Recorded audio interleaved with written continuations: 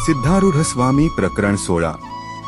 पुढे मथुरेस जाऊन श्रीकृष्णाचे दर्शन घेण्याकरिता त्याजपुढे उभे राहून म्हणाले की तूच आत्माराम अंतर्बाह्य भरला आहेस। असे म्हणून राधाकृष्णाचे देवालयातील दिव्यमूर्ती पाहून, वृंदावनात भगवंतांनी रासक्रीडा केलेली जागा पाहून, मुरलीधराचे दर्शन घेऊन तेथून निघून काश्मीरास जाऊन, तेथे अनेक ज्योतिषांची गाठ घेऊन, खगोलसंबंधी विचार करून एके दिवशी स्वस्थ बसले असता सहज एका जोशाला विचारिले की सुमुहूर्त उच्चाराव्याचा झाला तर प्राप्तकालीचा किंवा अप्राप्तकालीचा। तेव्हा सुमुहूर्त प्रथमपाद 5व्या मुहूर्तात उच्चारला पाहिजे। सिद्धारूढ होय म्हणाले।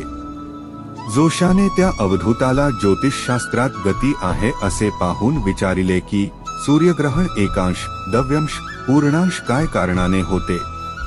अवधूत म्हणाले, ज्या राशीत सूर्य येतो त्या राशीत नक्षत्राचे 9 पाद असतात। त्यांपैकी सूर्य जेवढ्या पादांत असतो तेवढे अंशग्रहण होते। हे ऐकून जोशालाही आनंद झाला। पुढे तेथून निघून पंजाबात आल्यावर एका गावी चरक मुनीच्या संप्रदायाने औषधे देणाराची गाठ पडली। त्याला सांगू लागले की रोगाची साध्यासाध्य परीक्षा करून नंतर गुणपरिग्रह पाहून प्राण आदि करून 4 भाग कल्पून त्यांपैकी 2 भाग ईश्वर स्मरणाने व बाकी राहिलेले 2 भाग औषधाने निवृत्त करावे। हे ऐकून वैद्य म्हणाला, होय। तेथून अमरसरोवराला येऊन हे क्षेत्र पुष्कर सरोवरासारखेच आहे असे समजून नानकशाचे देवालयात जाऊन त्याने केलेला गुरुमुखी नावाचा लेखी ग्रंथ पाहून, तेथे असलेल्या लोकांना ओंकारोपासना तुमच्या ग्रंथात प्रसिद्ध आहे म्हणून तीच तुम्ही करावी असा त्यांना उपदेश करून सारंगपुरावरून कुरुक्षेत्रास येऊन तेथून हरिद्वारास आले। तेथून बद्रीनारायणाचे आश्रमास येऊन बद्रीकेदारेश्वर पाहून गंगोत्रीचे दर्शन घेऊन ज्ञानवापीजवळ निर्विकल्प समाधी लावून बसले। तेथे हे शरीर अजगरासारखे जमिनीवर टाकून देऊन हे पडले असता तेथे शिवानंद नावाचा संन्याशी आला आणि हा निजलेला मनुष्य शिवासन घालून योगाभ्यास करीत असावा किंवा ब्रह्मनिष्ठ होऊन सहज स्थितीत असावा याची परीक्षा करावी म्हणून याला हस्तस्पर्श केला। तेव्हा अवधूत डोळे उघडून पाहू लागले। नंतर त्याच्या मनोभिप्रायाप्रमाणे हे कोणते आसन म्हणून विचारिले। तेव्हा अवधूत म्हणाले, तुला जर आसनज्ञान आहे तर तू कोणत्या आसनात आहेस। तेव्हा संन्याशी म्हणाला, मी उभा राहिलो आहे ते स्तंभासन होय। तू शयन केले आहेस ते आसन कोणते।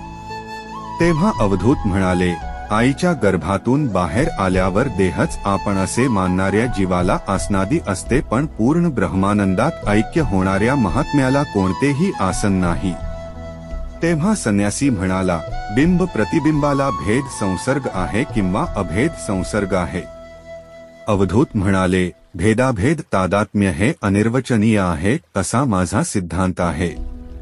तो कसा असे संन्याशाने विचारले। उपाधी भेद अनुभवाने अभेद आहे। तो कसा असे पुनः संन्याशाने विचारले। तेव्हा अवधूत म्हणाले, तोंड पाहताना मानेवर असलेले तोंड उत्तरेकडे असले तर दर्पणातील बिंब दक्षिणेकडे तोंड असलेले दिसते। हा उपाधीत भेद आहे व अनुभवाच्या वेळी हा अभेद वाटतो। तो कसा तर आरशात पाहणारा आपल्या मिशा, मुख, लावण्य वगैरे सलक्षण आहे असा अनुभव आपल्या ठिकाणी समजून अभेद असून भेद, अभेद यांचा निश्चयन करिता अनिर्वचनीय सिद्धांत होय असे म्हणाले। ते संन्याशाला पटले। नंतर त्याने मधुकरी आणली होती ती उभयतांनी बसून खाऊन तृप्त होऊन मित्रभावाने वागून संन्यासी आपल्या आश्रमास गेला। सिद्धारूढ एके दिवशी द्वंद्वपाणी लिंगाच्या दर्शनास जात असता 3 वर्षे ज्वराने ग्रासलेल्या एका ब्राह्मणाचे दुःख पाहून त्याचा ज्वर नाहीसा करून पंचाक्षरोपासना कर असे सांगून पुढे चालते झाले।